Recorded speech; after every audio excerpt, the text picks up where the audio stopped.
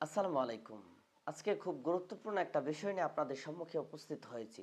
সে বিষয়টা হচ্ছে রমজান মাস আসলে অন্যান্য মাসে তো আমরা গুনাহের কাজ করেই থাকি।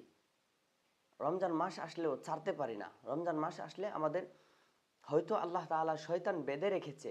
তবে আমাদের নফসটা এটাকে আমরা বেঁধে রাখতে পারি না। নফসটা আমাদেরকে অধিক পরিমাণে রমজানের চেয়ে বাহিরে রমজানের বাহিরে যেই পরিমাণের গুনাহের কাজ করে থাকি, যেই পরিমাণে মিথ্যাচার করে থাকি, যেই পরিমাণে আমাকে ধোঁকা দেয়, এর চেয়ে বেশি পরিমাণে রমজানে ধোঁকা দেওয়ার চেষ্টা করে।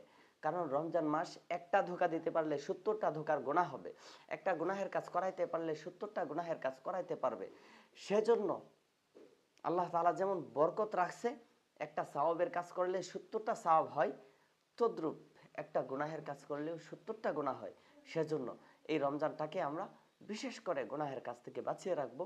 সর্বপ্রকারের মিথ্যা কথা এবং গীবত, পরনিন্দা, গুনাহের কাজ ওইগুলা থেকে বাঁচিয়ে রাখবো। আল্লাহ তাআলা আমাদের সবাইকে তৌফিক দান করুক।